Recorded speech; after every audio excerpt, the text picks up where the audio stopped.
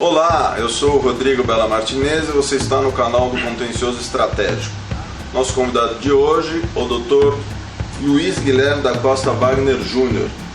Ele fez a sua graduação, mestrado e doutorado pela PUC de São Paulo, pós-doutorado pela Faculdade de Direito da Universidade de Salamanca, é professor do Mackenzie, coordenador e professor do curso de Direito da Unip em Santos, membro do IBDP, Instituto Brasileiro de Direito Processual, foi juiz do TRE de São Paulo, desembargador do Tribunal de Justiça de São Paulo, compõe a 34ª Câmara de Direito Privado.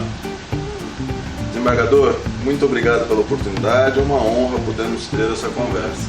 Rodrigo, a honra é minha de participar deste canal, que já vem ganhando notoriedade entre os profissionais do direito, os estudantes, e eu quero lhe parabenizar, inclusive, por essa iniciativa e pelo material que você disponibiliza para as pessoas que se interessam pela área jurídica. Muito obrigado.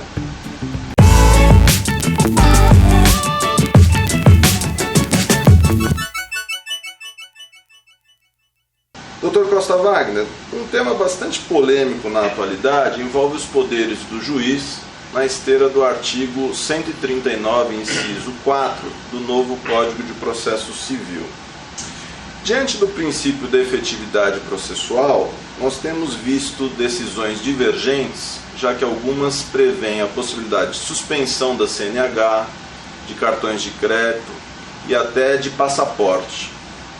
Como sopesar essas questões envolvendo a efetividade processual frente às garantias constitucionais? Qual que é a sua visão a respeito?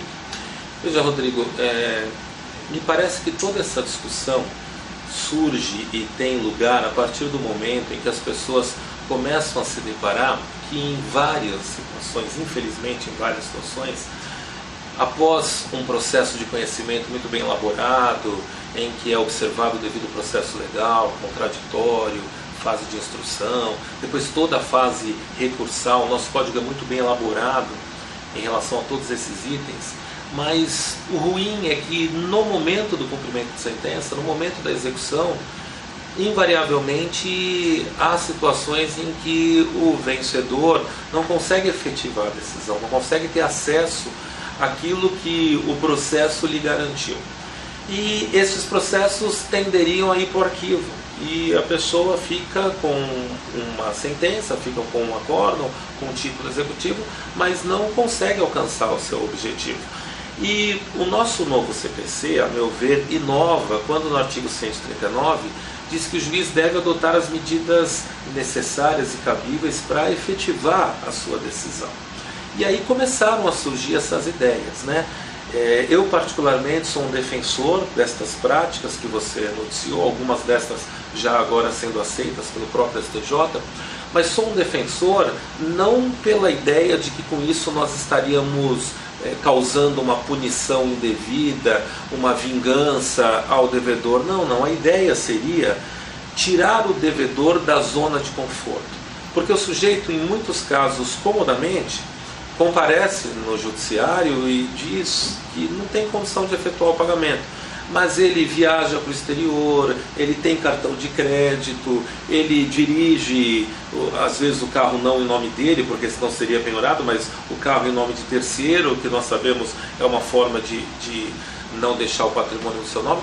Então, esta pessoa convive tranquilamente com a inadimplência, fazendo com que o credor, aquele, eu repito, a quem o direito, o judiciário garantiu uma prestação, fique verdadeiramente a ver navios. Então, estas práticas tendem a fazer com que o sujeito reflita de que antes de viajar para o exterior, ele tem que pagar a sua obrigação.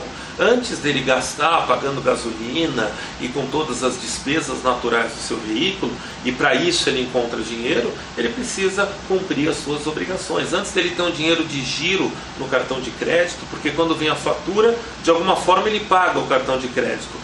Agora, aquela pessoa que tem um título judicial contra ele, aspas, se esconde atrás de uma situação de ausência de patrimônio, que me parece não pode ser concebida. Daí porque quando me deparo com situações como essa, nós temos créditos de 10, 15, 17 anos, que a pessoa tem um verdadeiro martírio para tentar alcançar e acaba não alcançando essa atividade. Então, me parece que o judiciário anda bem se demonstrar para a sociedade que não há complacência com essa prática, que o devedor deve entender que de alguma forma ele precisa ter uma diminuição da sua condição patrimonial para cumprir uma obrigação que ele causou. Ainda nessa linha, Dr. Costa Wagner, outra polêmica envolve a impenhorabilidade de salários e proventos de aposentadoria.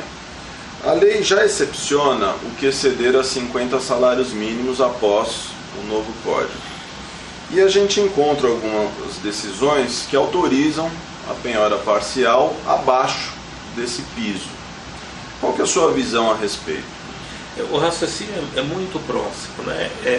Me parece que é o caso, sim, em nome de uma harmonização de princípios. Nós temos o princípio da dignidade do devedor, da pessoa humana, mas nós temos também o princípio da efetividade das decisões. E nós precisamos, de alguma forma, harmonizar esses dois valores. E quando o novo CPC, de fato, autoriza a penhora de salário para questões de dívidas alimentícias ou para valores superiores a 50 salários mínimos, ele acaba deixando de fora uma situação muito grande que o judiciário precisa ficar atento. Porque hoje, a bem da verdade, poucas são as pessoas que ganham mais do que 50 salários mínimos. Então, essa regra de impenhorabilidade acaba quase que não acontecendo na prática. Então, o que me parece, se nós fizermos, Rodrigo, esse raciocínio que eu procuro sempre justificar quando sou confrontado com essa situação, de onde vem a nossa renda? Você, advogado, trabalha, vem do seu salário, dos seus honorários. De onde vem a minha renda? Vem dos proventos que eu recebo. De onde vem a renda do trabalhador? Vem do seu salário. Se nós dissermos que este salário é absolutamente impenhorável, então o sujeito pagaria suas dívidas com o quê? Se o salário dele não é usado para efetuar esse pagamento. Porque você recebeu uma herança, uma doação, isso é uma coisa esporádica, pontual. Então, é do nosso salário que nós devemos pagar as nossas obrigações. Agora, se eu não tenho a hombridade de voluntariamente pagar com o meu salário essas obrigações, eu não posso me esconder atrás desse salário dizendo, olha, o meu salário é intocável e o meu salário é impenhorável. É óbvio que nós não estamos pregando com isso a miserabilidade absoluta. É óbvio que o judiciário, e por isso que nós não somos julgados por máquinas, o judiciário precisa ter essa sensibilidade de verificar as condições desse devedor e as necessidades desse credor. Até porque uma outra situação que não é muito difundida é a ideia de que, quando se fala em princípio da dignidade da pessoa humana, a Constituição não falou o princípio da dignidade do devedor, ela fala dignidade da pessoa humana. O credor também é pessoa humana, o credor também tem sua dignidade e às vezes pode estar precisando tanto ou mais daqueles valores do que o devedor. O credor pode ser um sujeito sem posses, que fez uma compra e efetivamente prestou um serviço e agora não recebe por aquele serviço que prestou, que alguém bateu no seu veículo ou fez um mal ao seu patrimônio, ele precisa ser ressarcido e, se não o for, pode sofrer um dano irreparável. Então é preciso pensar também na dignidade daquela pessoa que tem o crédito e que merece a acolhida do judiciário. Então a ideia é, dentro de alguns critérios, sobretudo o esgotamento de tentativa de localização de outros bens. Então a pessoa de fato não tem outros bens. A pessoa recebeu um valor que permite que parte, nunca a integralidade, mas que parte daquele salário seja penhorado. E aí, às vezes nós trabalhamos com 10, 20, 30%. Na esteira de legislações estrangeiras, eu tive a oportunidade de fazer um estudo, a maioria dos países trabalha com a penhorabilidade de salário. Você citou meu pós-doutoramento na Espanha. A legislação espanhola, ela cria faixas. Então o sujeito ganha, só quem ganha até um salário mínimo que é totalmente penhorável. Mas se ele já ganha a partir de 2 salários mínimos, você já pode penhorar 10% daquele valor. Se ele já ganha 3 salários mínimos, o valor já passa para 30%. E assim em escala, mas sempre pensando na ideia de que uma parte daquele salário, a pessoa tem que ter a consciência que deve ser destinado para pagar as suas obrigações. Então é essa cultura que me parece que os tribunais precisam também, e o STJ verdade seja dito, também já tem concedido decisões nessa linha de raciocínio. Perfeito.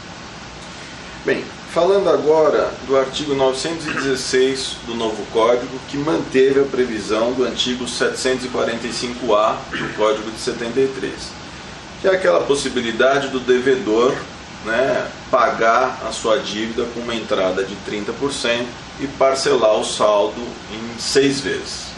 A previsão é específica para a hipótese de execução de título extrajudicial, mas há quem defenda o alargamento dessa hipótese para situações como de cumprimento de sentença, etc.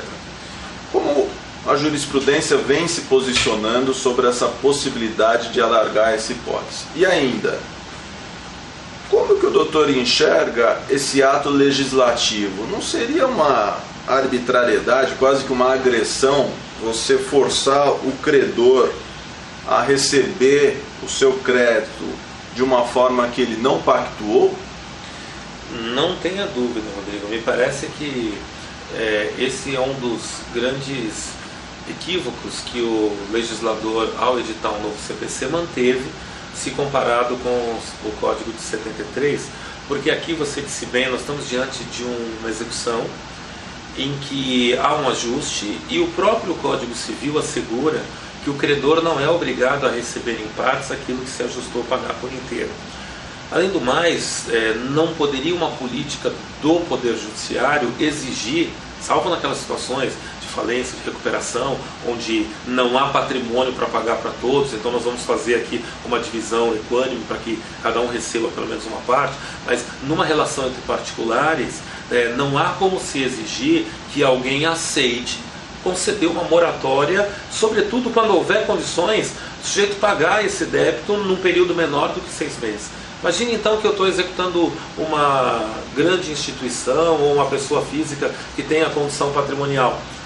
Eu poderia penhorar valores, penhorar patrimônio. Agora, se esta pessoa, no seu prazo de defesa, confessa a dívida, que não é nenhum ato de grandeza, porque nós estamos diante de um título executivo, então ela vai confessar aquilo que já está no título, paga 30%, apenas 30%, e pede o parcelamento em outras 6 vezes, me parece que há necessidade da anuência do credor. O credor precisa aceitar esse cenário ou dizer, não, eu não aceito, eu prefiro, com os riscos de não receber até eventualmente, mas eu prefiro deixar seguir o meu processo de execução e pedir a penhora e tentar receber de alguma outra forma. Agora, impor este parcelamento, colocar que esse parcelamento é um direito potestativo daquela pessoa que preenche esse requisito, me parece um desvio do Código que fere a efetividade, fere dispositivos que eu já mencionei do Código Civil e cria uma situação que, se levada para a má-fé, em caso de títulos extrajudiciais, você não teria mais pagamento à vista. E eu lhe dou um exemplo.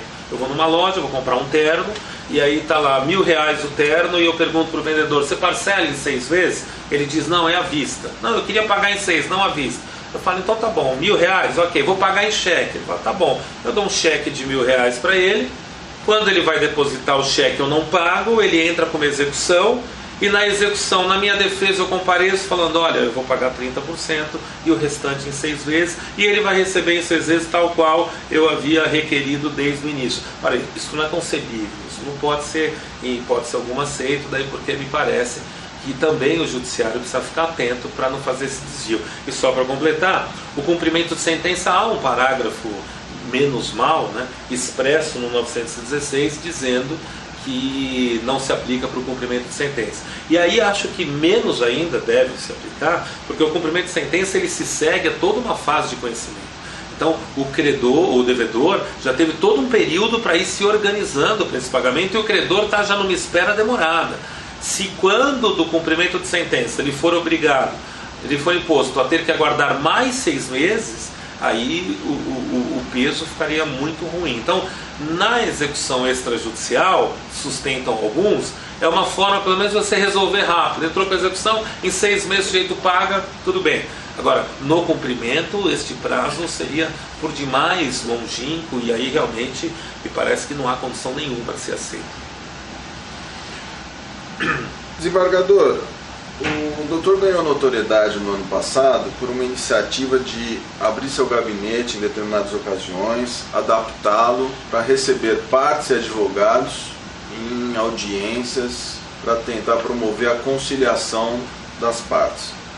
Como o doutor avalia o resultado dessa iniciativa? Como foi a sua experiência? Veja, Rodrigo, a ideia não foi ganhar notoriedade, a ideia foi tentar, ao chegar no judiciário, e eu estou no judiciário há mais ou menos, vou completar 2 anos agora, tentar implementar algumas ideias, e vejam, não que esta seja a melhor das ideias, mas é mais uma ideia que, somada a várias outras iniciativas, me parece buscam melhorar a prestação jurisdicional. Então detectei eu, com a minha equipe, com o meu gabinete, que em alguns casos, quando você vai proferir o voto, você vai estudar aquele processo, você identifica uma chance grande de que aquelas pessoas poderiam se conciliar. E talvez tenha faltado algum detalhe, talvez tenha não havido tempo suficiente.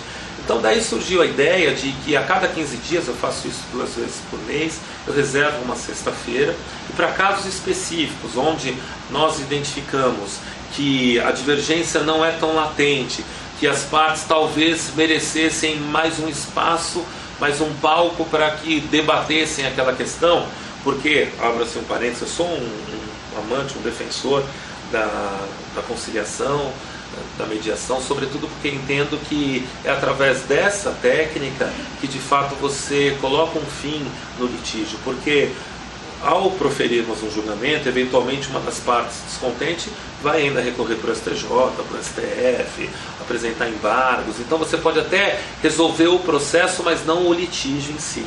Agora, quando você consegue fazer essa conciliação, as partes saem daqui, renunciam o prazo para recurso, saem daqui certas e cientes daquilo que foi definido. Então nós começamos a fazer isso. O diferencial é que quem preside essa conciliação sou eu mesmo, e me apresento para os advogados, para as partes, faço uma conversa onde já todos dá outro podem... peso, né? Você está na presença de um desembargador. Já. E franqueio a palavra às partes, aos advogados. Eu fiz já, faz 1 ano e meio que faço isso, posso afirmar que em todas as sessões nós tivemos o mais absoluto respeito, não tivemos um incidente, seja perante a mim, na qualidade de desembargador, ou perante os advogados, colegas ou as partes. Tenho mais ou menos um número por volta de 30% de composições, o que me parece um número significativo, porque em segundo grau há uma diferença da conciliação em primeiro grau. Porque em segundo grau alguém já tem uma sentença a seu favor, alguém já chega para essa conversa, bem ou mal, num cenário de certa prevalência, porque entende que já houve um juiz que disse que de alguma forma ele tinha razão. Então essa pessoa precisa ser convencida que, em que pese a princípio ele ter uma sentença, ela pode ser formada, a execução pode ser demorada, e a conciliação ali seria melhor. E tenho ouvido, isso me anima e me animou a continuar, de advogados, quando nós encerramos esses trabalhos, e até das próprias partes que se dirigem a mim, dizendo que foi uma experiência interessante. Vi pessoas que não se falavam há muito tempo saírem daqui se falando, vi pessoas que não entendiam postura de outras, passando, se não aceitar o acordo, mas compreender o porquê daquela situação. Então acho que também é um papel do magistrado judiciário, dentro da sua possibilidade, primeiro abrir o judiciário para que as pessoas tenham também outras formas de visão do julgador, que não só a inseção. E depois, dentro do possível, tentar dar mais uma ideia para contribuir para a efetividade das decisões. Então foi nesse sentido que eu tentei implementar, até, em verdade seja dita, conversando com outros colegas que já faziam, se não com tanta frequência, mas que me deram várias sugestões, várias colaborações, e aí cada um vai aperfeiçoando a partir daquilo que acredita. Bem, desembargador, para a gente fechar então, e até para quem nos assiste e sonha com essa possibilidade, o doutor se tornou desembargador pelo 5º Constitucional, oriundo da advocacia. Como o doutor avalia o exercício da magistratura e qual seria a principal diferença entre exercer a magistratura e exercer a advocacia? Olha, Rodrigo, eu posso afirmar que são 2 carreiras apaixonantes, brilhantes e importantíssimas para a atividade jurisdicional, né? Eu fiquei durante 24 anos advogando, e tudo que até então tenho e devo à advocacia, tenho muito orgulho de ter sido advogado. Durante o período que estive na advocacia, tentei cumprir fielmente meus objetivos, meus ideais e, repito, entendo que a advocacia e agora como magistrado procuro dar esta valorização para a importância que é o exercício desta função de advogado, nem sempre compreendido por muitos, né? A gente brinca, quando eu era advogado, eu dizia muito, acho que é a carreira que mais piadinha pejorativa tem quanto à advocacia. Então é importante que a sociedade entenda efetivamente o quão importante é o trabalho bem feito pela advocacia, e nos meus anos eu tentei defender e sustentar isso. Eu tinha um sonho também desde a época da faculdade, mas que questões da vida não me permitiram, logo após eu me formar, eu prossegui nesse sonho. E eu queria muito, de alguma forma, exercer a judicatura. Eu me espelhava em vários magistrados e eu queria, de alguma forma, poder contribuir através de estudos, através de algumas questões para a atividade judicional no outro enfoque. Aí me aventurei pelo quinto constitucional, graças a Deus consegui atingir esse objetivo, e hoje posso dizer que, pese só esses 2 anos que eu declarei, que também estou extremamente feliz, extremamente realizado. Eu tenho prazer nessa atividade que faço, sei da importância e da responsabilidade e, sobretudo, do desafio. Acho que hoje a magistratura enfrenta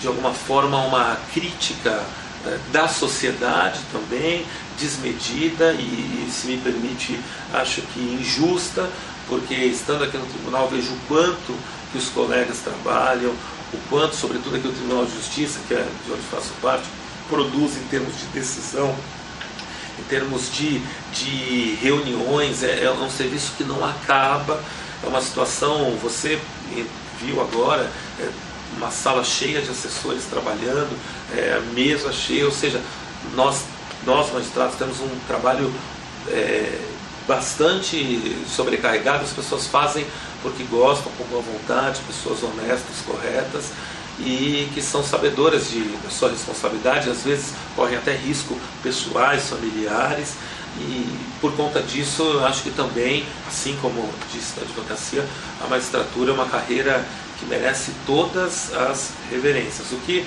a pessoa precisa, né, o profissional, então, eventualmente algum aluno, é verificar aquilo que é o seu dom, aquilo que você efetivamente tem mais prazer e acreditar efetivamente no seu sonho.